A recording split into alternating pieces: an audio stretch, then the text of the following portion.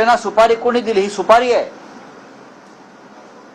आपट्यांना सुपारी देणारा मुख्य सूत्रधार, मुख्य गुन्हेगार आहे आणि तो ठाण्यातला आहे. त्याशिवाय इतक्या अनअनुभवी माणसाला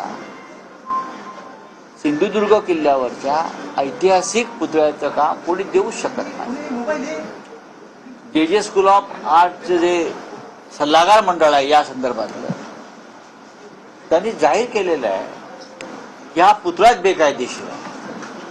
मुळात या पुतळ्याची रितसर मान्यता राज्याच्या सांस्कृतिक महासंचालनाकडनं घेतलेली नाही.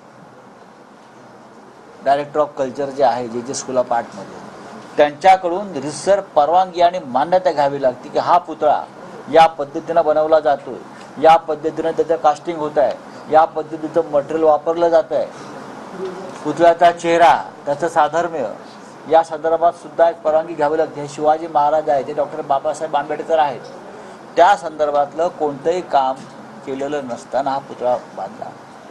माझ्या माहितीनुसार मूळ परवानगी जी घेतलेली आहे या शिल्पकारानं ती 5 फुटाचीच आहे. ही 5 फुटाची आहे आणि पुतळा किती उंच बनवला आहे आणि त्यानंतर पुतळा बनवल्यावर त्यांनी मान्यता घेतली नाही सरकारची. त्याच्यामुळे ह्याच्यात बरेच गुन्हेगार सामील आहेत आणि या गुन्हेगारांना कोणीतरी मोठा वरदहस्त असल्याशिवाय हे होऊ शकत नाही. आणि मी वारंवार म्हणतो, ठाणे कनेक्शन या शिल्पकाराला काम कोणी दिलं, कोणाच्या शिफारशीने दिलं, हे आपटे अचानक उपटले कसे, त्याचा शोध आधी घ्या.